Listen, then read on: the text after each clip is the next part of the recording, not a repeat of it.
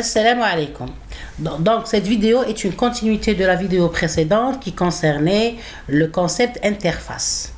On a vu la relation entre interface et classe concrète. Aujourd'hui, on va voir la relation entre interface et classe abstraite. Donc, la question qui se pose, comment penser à utiliser une classe abstraite? Donc, dans notre conception objet, on utilise les classes abstraites lorsqu'on a besoin d'un lien d'héritage, qui est un lien très fort de parenté. Donc, ce lien d'héritage nous permet la réutilisation du code, c'est-à-dire de créer des méthodes concrètes dans la classe mère qui fonctionnent de la même manière, quelles que soient les classes filles. Mais on a certaines méthodes qui n'ont pas de sens à être définies dans la classe mère, mais elles doivent être redéfinies par la classe phi ou bien les classes phi d'une façon spécifique. C'est-à-dire que chaque classe phi implémente la méthode à sa façon. Dans ce cas, il est bien de penser à utiliser une classe abstraite en héritage, dans notre conception. Donc, on déclare des méthodes abstraites, c'est-à-dire qu'avec leur signature, sans le corps, sans l'implémentation, ce qui fournit la partie générique de l'implémentation, et on doit les définir avec un corps dans les sous-classes. Donc le code ainsi obtenu, ou bien ainsi écrit, est bien clair et lisible. Donc, voici un exemple à implémenter sous Eclipse. Donc on a ici un diagramme conceptuel de classe qui est formé d'une classe mère nombre et de deux sous-classes, complexe et réel. Donc complexe est un nombre, réel est un nombre. Et on va aussi implémenter des interfaces et d'autres classes pour la suite. Donc, concernant la classe abstraite, donc on voit qu'ici, il y a la méthode afficher nombre. Donc, au niveau de la classe nombre, on ne peut pas écrire le code ou bien l'implémentation de cette méthode au niveau de la classe mère parce que ça n'aura aucun sens. Pourquoi? Parce que quel type de nombre? Car l'affichage d'un réel est différent de l'affichage d'un complexe. Pourquoi? Parce qu'un réel, il est constitué d'une seule partie R qui est la partie réelle, et un nombre complexe, il s'écrit de cette façon-là, il est formé de deux parties, la partie réelle X et la partie imaginaire Y, avec Y.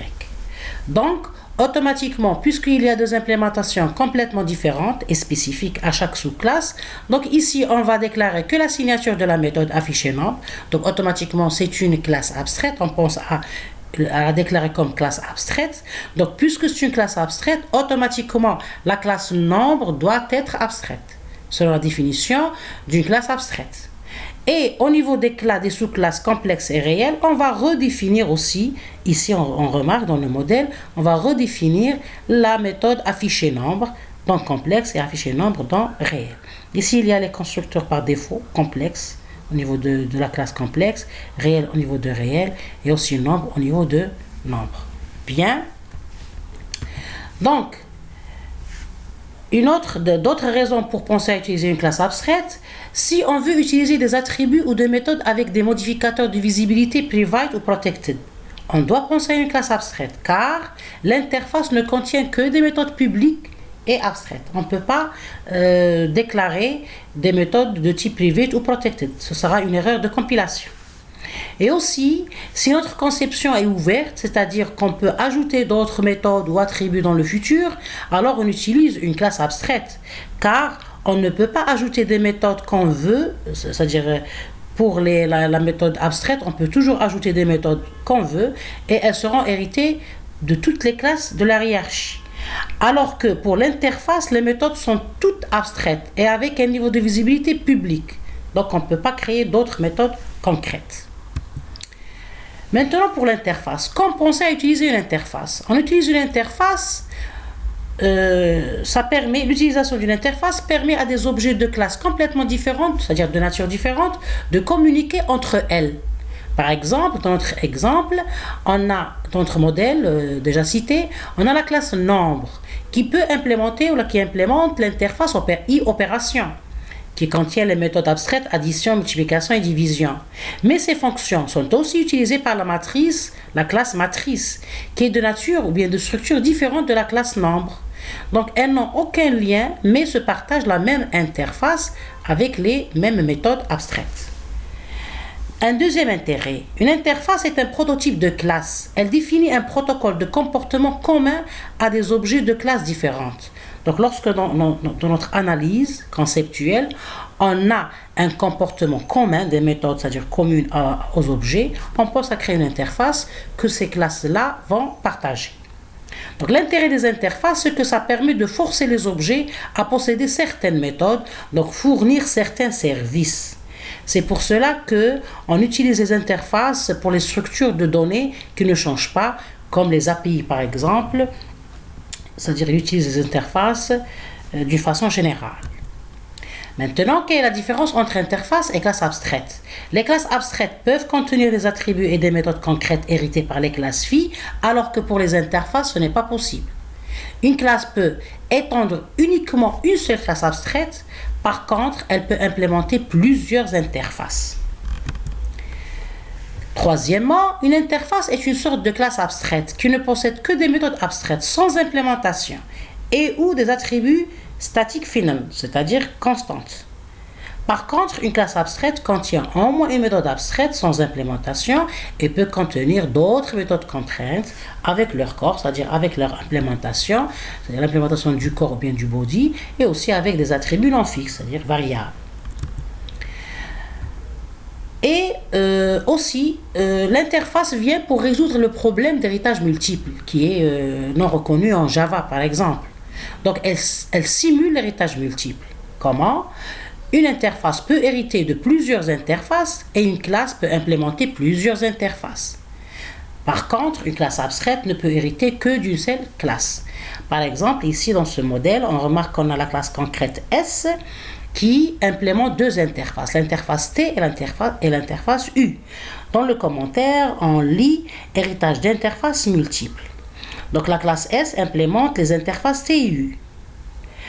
Et aussi, on remarque ici un nouveau intérêt. La classe S a donc trois types, S, T et U. C'est-à-dire que, en gros, une interface permet d'ajouter un type, comme le type classe. Et les classes qui implémentent cette interface sont donc des sous-types. Donc, dans notre cas, dans ce modèle, ici, pour instancier un objet de la classe concrète S, on a trois façons. On peut l'instancier, donc S, l'objet X est égal à new S. On peut l'instancier avec sa classe, avec la classe S, de type S. Et on peut aussi instancier un autre objet de la classe S, mais de type U, de l'interface qui est implémentée par S. Et on peut aussi instancier un troisième objet de la même classe S, mais de type T, qui est l'interface implémentée par S. Donc dans ce cas, X, Y et Z sont vus comme, premièrement, type S pour X, et type U pour Y, et type Z pour T. Donc, ce sont trois types différents, S, U et T.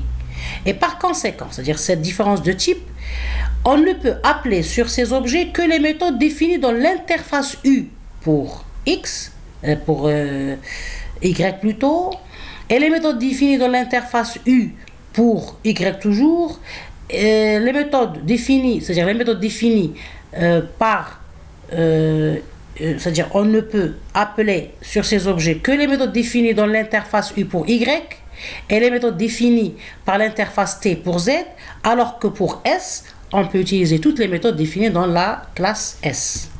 Donc, en résumé, quel concept utiliser? Donc, pratiquement, c'est au concepteur-développeur Java de bien définir quelle structure utiliser selon son besoin, en se basant sur les caractéristiques citées dans l'exposé et qui s'adaptent bien à sa conception, que ce soit pour la classe abstraite ou l'interface.